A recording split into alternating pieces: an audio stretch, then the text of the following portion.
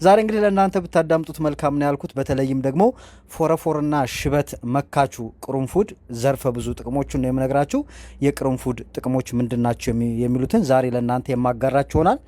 ለመሆኑ ቅርንፉድ በሶዲየም፣ ካልሲየም፣ ብረትና ፎስፎረስ መበልጸጉ ለጸጉር እድገት ወሳኝ ድርሻ እንዲኖረው ያደርገዋል። ስለዚህ አንድ ጸጉር እንዲያድግ በውስጡ ምን ያስፈልገዋል ማለት ነው? ሶዲየም፣ ካልሲየም፣ ብረትና ፎስፎረስ እነዚህ ለጸጉር እድገት ወሳኝ ናቸው። ይሄ ደግሞ ቅርንፉድ በውስጡ እነዚህን ነገሮች ስለያዘ ለጸጉር እድገት እጅግ በጣም ወሳኝ ነው ማለት ነው። ሌላው የምግብ መፈጨት ችግር ላለባቸው በራስ ምታት ለሚሰቃዩ ወገኖችም ቅርንፉድ በምግባቸው ውስጥ ባይጠፋ ይመከራል ማለት ነው። ቅርንፉድ በዕለት ተዕለት አመጋገባችን ውስጥ ባይጠፋ ከሚመከሩ ቅመሞች አንዱና ዋነኛው ነው ማለት ነው። ለቆዳ ጤና ወሳኝ ድርሻ ያለው የምግብ መፈጨትን የሚያፋጥነው የአፍ ጠረንን መልካም የሚያደርገው ቅርንፉድ ተዘርዝሮ የማያልቅ ጥቅሞች አሉት። በኢትዮጵያውያን የአመጋገብ ስነስርዓት ትልቅ ስፍራ ያለው ቅርንፉድ ለጸጉር እድገትም ትልቅ አበርክቶ አለው።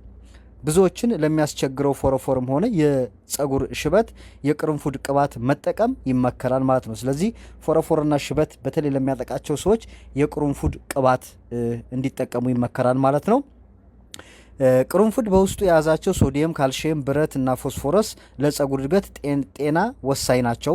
ቅርንፉድ ለጸጉር የሚሰጣቸው ጥቅሞች ምንድን ናቸው? ለመሆኑ ቅርንፉድ ለጸጉር የሚሰጠው ጥቅም ምንድን ነው ካልነ በጭንቅላት ውስጥ የደም ዝውውርን ያፋጥናል። በተለይ ደግሞ ይሄ ጭንቅላታችን ውስጥ ያለው የደም ዝውውር ይፋጠናል፣ የጸጉር እድገትም ያጎለብታል። እንግዲህ የደም ስራችን በደንብ በሚሰራበት ሰዓት ጸጉራችንም የማደግ እድል አለው ማለት ነው። የተጎዳ ጸጉርን በፍጥነት ይመልሳል፣ ጸጉርን ያለሰልሳን፣ ፎረፎር ለማስወገድ ይረዳን፣ ያለ እድሜ የሚከሰት የጸጉር ሽበትን ይቀንሳን። ቅርንፉድ በቫይታሚን ኤ እና ሲ የበለጸገ መሆኑም የጸጉር ድርቀትን ለማስወገድ ይረዳን ማለት ነው። የጸጉር መነቃቀልንም ያስቀራን፣ የጸጉር ቀለም ጥቁር ሆኖ እንዲቀጥል የሚያደርገው ሜላኒን የተባለው ንጥረ ነገር በደንብ እንዲመረት በማድረግም ያለ እድሜ የሚመጣ ሽበት እንደሚያስቀር ጥናቶችም ያሳያሉ ማለት ነው።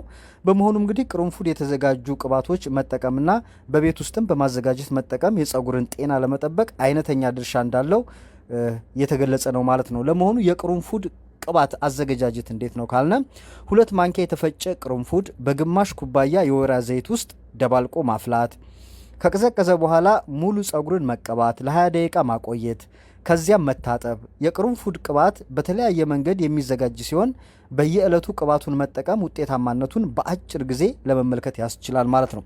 ስለዚህ ቅርንፉድ ለጸጉር እድገት እጅግ ወሳኝ ከሚባሉ ነገሮች ውስጥ አንዱ ነው። ምክንያቱም ለአንድ ጸጉር እድገት የሚያስፈልጉት እነዚህ ንጥረ ነገሮች በሱ ውስጥ አለ። በተለይ እንደ ሶዲየም፣ ካልሲየም እና ብረትና ፎስፎረስ የመሳሰሉት በዚህ በቅርንፉድ ውስጥ ስላሉ፣ ስለዚህ የቅርንፉድን ብትጠቀሙ ጸጉራችሁ ከመነቃቀልም እንዲሁም ደግሞ ከመድረቅ እንዲሁም ደግሞ ቶሎ የጸጉር እድገትን ያፋጥናል ማለት ነው። ስለዚህ ይሄን ብትጠቀሙ እጅግ በጣም ወሳኝ ነው ማለት ነው።